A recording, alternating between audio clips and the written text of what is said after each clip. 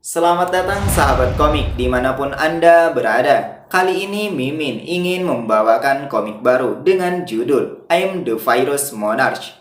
Mimin ucapkan terima kasih kepada teman-teman yang memberikan like dan memberikan komentar positif. Jangan lupa menekan tombol subscribe agar teman-teman mendapatkan notifikasi jika ada video terbaru. Tanpa berlama-lama, langsung saja masuk ke alur cerita. Cosmic dan Trial sebentar lagi akan segera dimulai. Di kediaman keluarga Song Ji Kyung, Chin Bai sedang menatap pemandangan malam, namun tidak ada sepatah kata pun yang ia ucapkan atau pikirkan. Tiba-tiba terdengar suara ketukan pintu. Chin Bai sedikit menoleh dan mempersilahkannya untuk masuk. Itu adalah Song Ji Kyung bersama dengan Luli dan Sosin yang sedang membawa sebuah dokumen. Zikyong mengatakan bahwa mereka telah menyelesaikan tugas yang Chin Bai berikan dengan tepat waktu. Luli menambahkan data tentang topografi dan populasi daerah yang berpusat di sekitar distrik villa di puncak gunung telah dikonfirmasi secara akurat. Setelah kiamat, mereka bisa segera memulai pembersihan, mencapai kontrol dan kependudukan penuh. Dengan sedikit rasa canggung, Susin juga ikut menambahkan bahwa pengadaan persediaan telah selesai dan daftarnya sudah diatur dan dikirimkan pada Chin Bai. Chin Bai mengatakan mereka semua telah mengkonfirmasi pengaturan awal ini satu sama lain. Zikyong menanyakan, waktunya hampir tiba, apakah Chin Bai mempunyai perintah lebih lanjut? Chin Bai menjawab tidak ada, cukup itu saja dan tinggalkan dokumennya di atas meja. Kemudian ia menulis sebuah pesan pada grup yang telah ia buat dengan maksud mengingatkan. Isi pesannya adalah, ada 10 menit tersisa sampai Cosmic dan Trial dimulai. Jangan terlena karena keunggulan dan bakat-bakat langka yang dimiliki. Bahaya yang ditimbulkan oleh ujian ini berada di luar imajinasi mereka semua. Chin Bai tidak ingin ada yang menghilang dari grup ini dalam waktu 10 menit. Salah seorang menggunakan celana abu dengan wajah yang tidak ditampilkan membalas pesan itu dengan ucapan terima kasih pada Chin Bai yang merupakan pemimpin grup. Seorang wanita juga mengucapkan hal yang sama dan menambahkan bahwa waktu yang tersisa tinggal 9 menit lagi. Di sisi lain, pria yang berbeda terlihat sedang nge-gym dan sejenak berhenti untuk membalas pesan itu mengatakan, 8 menit lagi ia sudah tidak sabar. Sedangkan wanita yang berada di luar ruangan menambahkan bahwa tinggal 7 menit lagi. Ia meminta si pria yang nge-gym untuk bersabar. Berpindah pada wanita yang berada di tempat tidur dengan wajah yang sedikit cemas juga ikut menghitung mundur mengatakan 6 menit lagi dan ia sangat gugup. Obrolan terus berlangsung dan beberapa dari anggota grup ikut menghitung mundur waktunya. Salah seorang mencoba menenangkan wanita yang berada di tempat tidur agar tidak gugup karena mereka semua ada di sini. Namun orang yang berbeda justru sebaliknya, ia malah menantikan Cosmic dan Trialnya. Kembali di keberadaan Chin Bai, pandangannya masih tertuju di luar ruangan. Ia meminta pada Song Ji Kyung dan yang lainnya untuk segera melihatnya. Black Elephant yang damai dan tenang ini akan menjadi sejarah. Dunia akan menghadapi kiamat. Sekarang sekujur tubuh Songgi gemetar hebat mengatakan bahwa 5 detik lagi dan ia sangat takut. Cheng Er mencoba menenangkannya untuk tidak takut sebab mereka semua akan bersama-sama melewatinya. Sedangkan Song Ji Kyung dan Sosin hanya terdiam memandang ke arah luar tanpa sepatah kata pun untuk menunggu ujiannya. Begitu juga dengan Luli. Entah bagaimana perasaan mereka saat ini tidak diketahui, namun sepertinya sedikit banyaknya juga merasakan gugup. Sedangkan di wajah Chin Bai terlihat perasaan penuh ambisi untuk menantikannya dan kini Cosmic dan Trial pun dimulai tepat pada tanggal 15 Juni. Seketika suasana malam berubah menjadi kemerahan yang memancar ke kota. Ujian kiamat Blue Star telah resmi dimulai. Perlahan bangunan berhancuran dan manusia yang telah binasa mulai bangkit menjadi para zombie yang berkeliaran di mana-mana untuk menemukan manusia yang masih hidup. Terlihat salah seorang menjadi korban zombie dan itu disaksikan oleh seorang wanita yang berpura-pura binasa dengan menggunakan energi hijau yang menyelimuti tubuhnya. seolah itu seperti perisai yang melindunginya. Manusia yang masih hidup akan menjadi Absolver dan ras lain yang lahir dari ujian akan bergabung dalam pertarungan hidup dan mati ini. Absolver memiliki kemampuan bawaan dan dapat naik level dengan memperoleh pengalaman. Tampak dua orang pria dengan posisi berbelakangan arah menggunakan kekuatan yang mereka miliki, membuat sebuah perisai yang terbentuk dari energi hijau dan kuning untuk melindungi diri dari serangan zombie. Dalam ujian ini, ras lain yang muncul juga akan bergabung dalam pertarungan hidup dan mati. Sebagai tempat pembuktian, Blue Star akan mewujudkan alam rahasia dan keretakan dunia yang tak terhitung jumlahnya. Apakah semua ini bahaya atau kesempatan? Itu tergantung kekuatan sendiri yang menentukannya. Terlihat sebuah pesawat yang berada di udara mulai hilang kendali atau keseimbangan dan Jinbei menyaksikannya.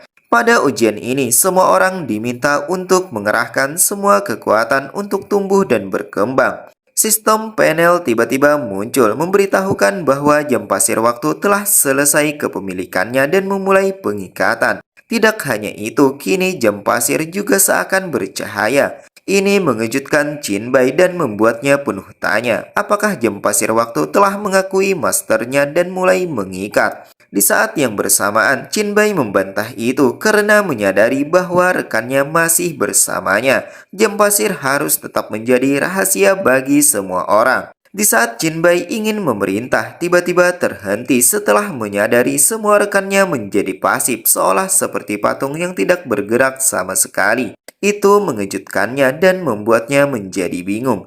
Di saat memindahkan pandangan, Jinbei mendapati pesawat yang ia lihat sebelumnya kini juga tergantung di udara.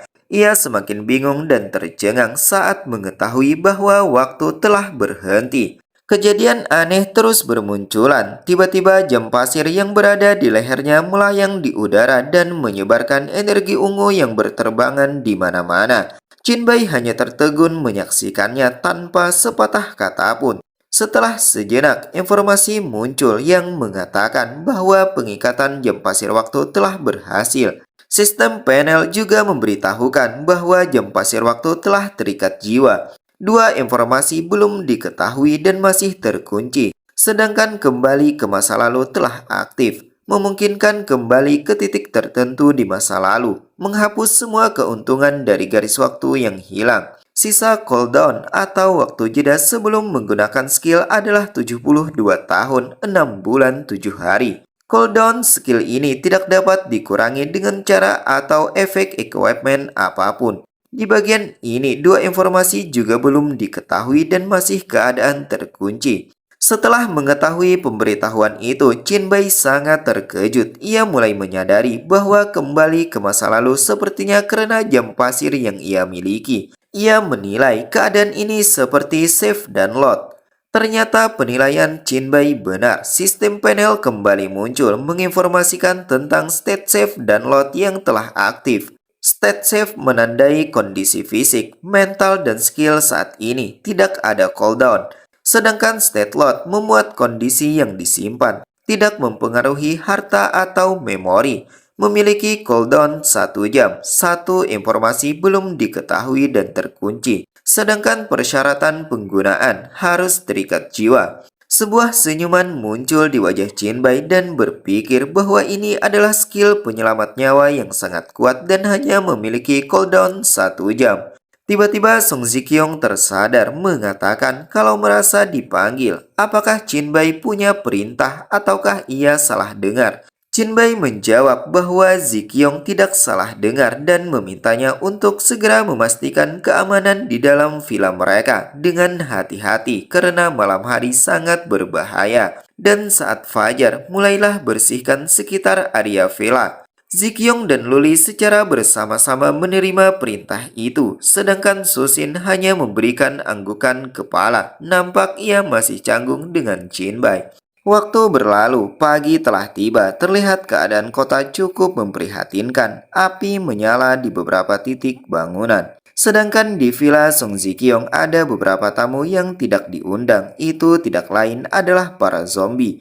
Tanpa berbasa-basi, Zikyong melesat dengan membawa sebuah senjata. Matanya seakan menyala dengan energi ungu. Itu adalah teknik Amethyst Ice peringkat S. Adalah sebuah kemampuan mengubah objek menjadi batu atau mengubah batu untuk menyerang dan bertahan. Kekuatan meningkat dengan kekuatan mental. Kemudian ia menggunakan teknik Insight Crystal yang merupakan kemampuan untuk melihat atribut target dan memiliki efek bervariasi sesuai kesenjangan kekuatan mental. Dengan teknik ini, ia mampu mengetahui bahwa target kali ini adalah zombie biasa dengan kekuatan 5, kelincahan 3, konstitusi 4, dan semangat 0. Merupakan zombie pria biasa, infeksi dengan cakaran atau gigitan, sedangkan kelemahan di kepala.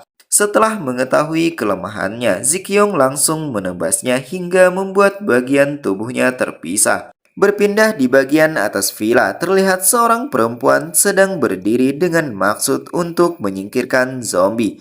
Itu adalah Cheng Er yang kemudian berjongkok dengan memegang sebuah belati. Kali ini ia menggunakan teknik Fate of the Assassin peringkat A, merupakan teknik yang dapat menyembunyikan kehadiran, sulit dideteksi, dapat meningkatkan kekuatan dan kelincahan, menambahkan kelincahan plus 30% dalam bayangan, plus 100% kecepatan serangan pada serangan pertama terhadap target.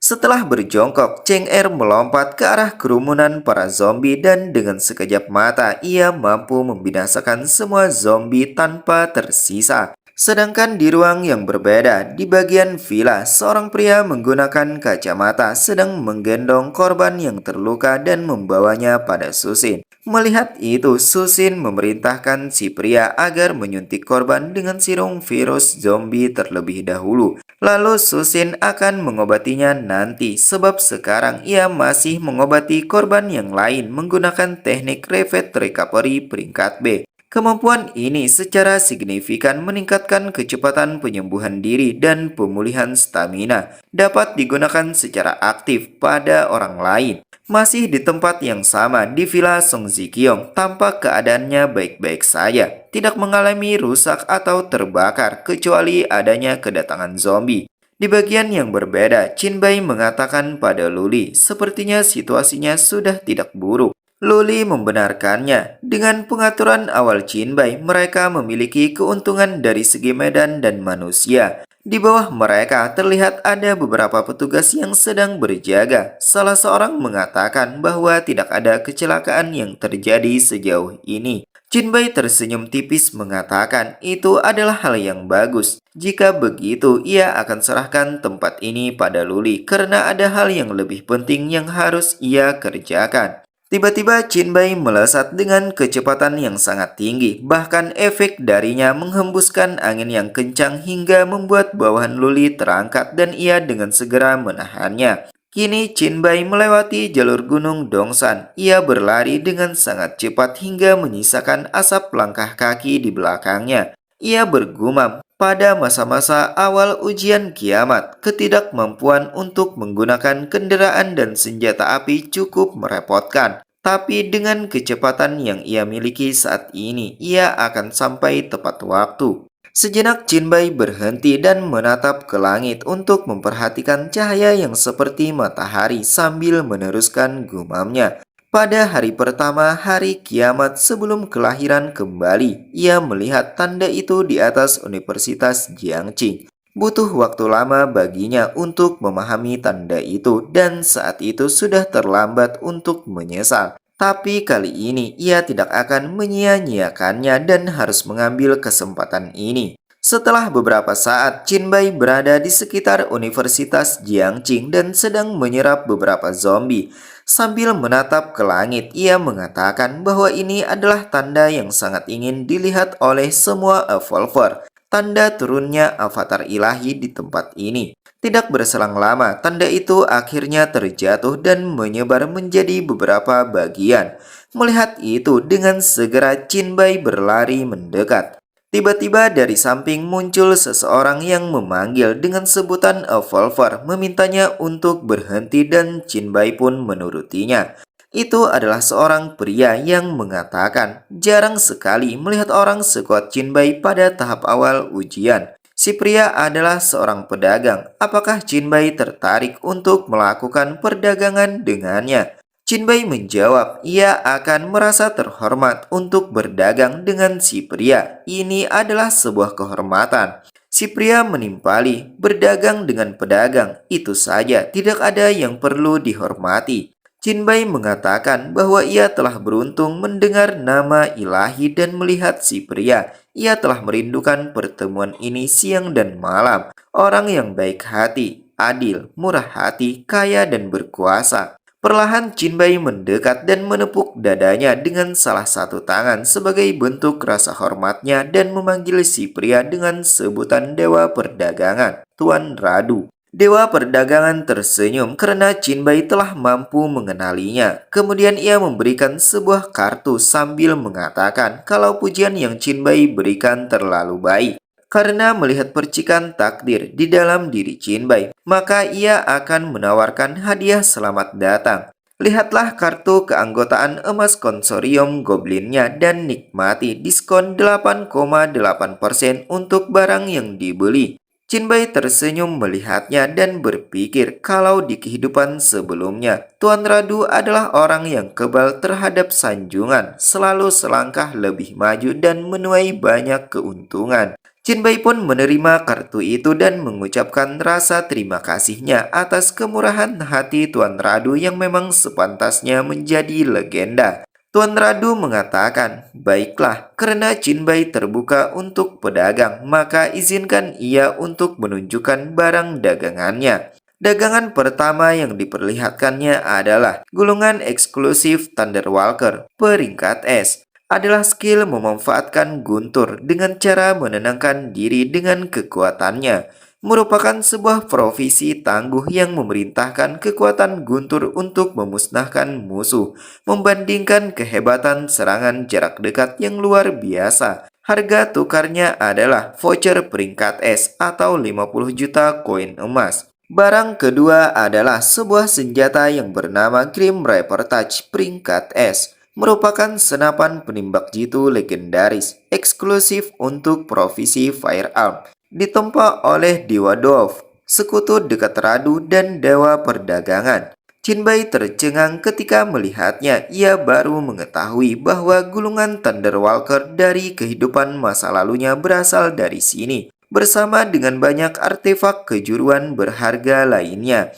Ia kemudian mengucapkan kata maaf pada Tuan Radu karena menginginkan semua barang ini, namun ia tidak mampu membelinya sekarang. Tuan Radu mengatakan ia sangat memahaminya kalau saat awal ujian dimulai, para Avolper pasti tidak akan memiliki banyak mata uang. Tapi yakinlah tidak ada sampah di antara barang-barang dagangannya. Berusaha keraslah untuk mendapatkannya. Ia menantikan perdagangan di masa depan dengan Jinbai.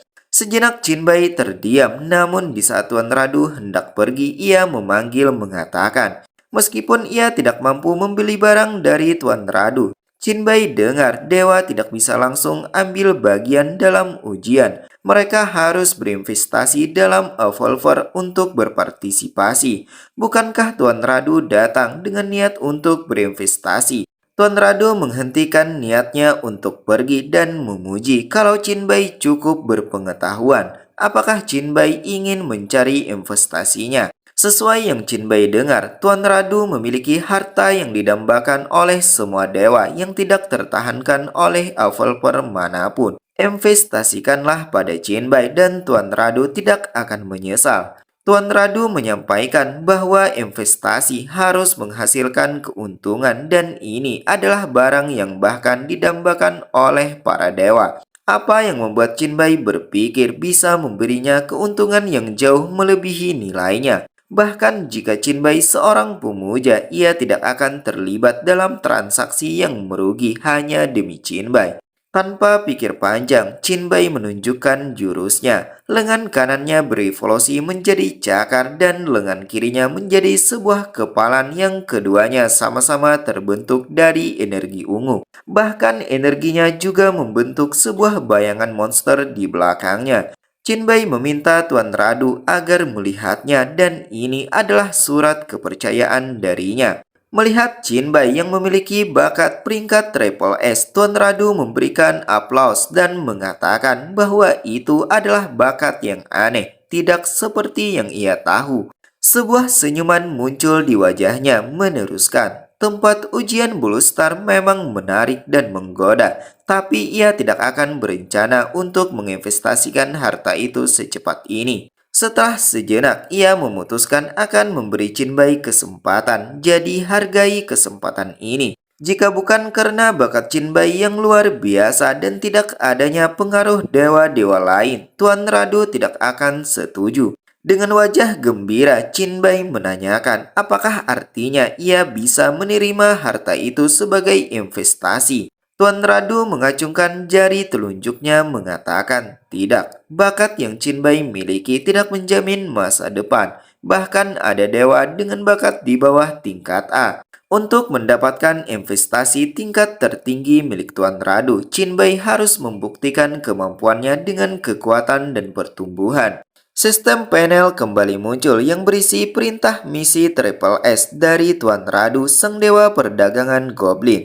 Misi ini adalah investasi utama atau fase pertama. Apakah Jinbai ingin menerimanya? Tanpa keraguan, Jinbai langsung menerima misinya.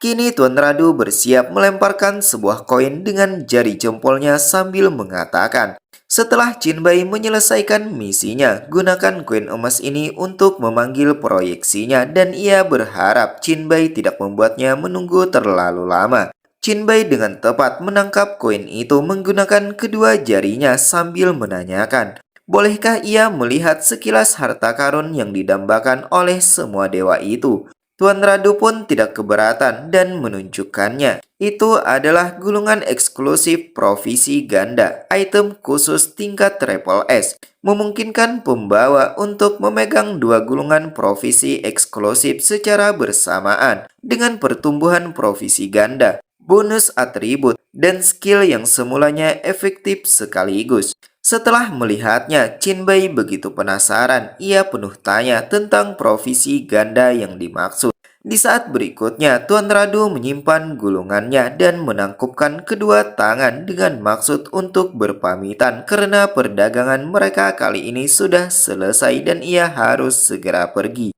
Ia pun berbalik badan dan tampak energi biru keluar dari tubuhnya sambil mengatakan, keuntungan tak terduga hari ini cukup menyenangkan. Ia berharap Jinbai bisa lulus ujiannya. Setelah Tuan Radu pergi, panel misi muncul yang berisi investasi utama Triple S, deskripsi misi. Untuk mendapatkan investasi paling berharga dari Dewa Perdagangan Goblin yang paling lihai dan terhebat, Jinbai diminta menunjukkan kredensial atau kemampuan yang memadai. Bakat hanyalah sebuah ketukan di pintu, sedangkan kemampuan adalah modal untuk mendapatkan investasi. Tujuan misi adalah menemukan tempat khusus di dalam Universitas Kota Rever. Kalahkan makhluk yang diawasi oleh Radu dan berikan bagian tubuhnya kepadanya. Hadiah misi adalah konten hadiah dan hak interpretasi milik Radu, Dewa Perdagangan Goblin. Setelah membaca isi panel, Jinbai berpikir bahwa reputasi Tuan Radu cukup baik di kehidupan sebelumnya. Jika ia mampu menyelesaikan misinya dengan baik, maka Tuan Radu tidak akan mengurangi upahnya. Tapi Jinbai penuh tanya kejadian apa yang terjadi di Universitas Rever pada awal kiamat. Itu akan menjadi contoh yang sangat tersembunyi baginya karena ia belum pernah mendengarnya. Namun sekali lagi ia bingung harus memulai dan mencarinya dari mana.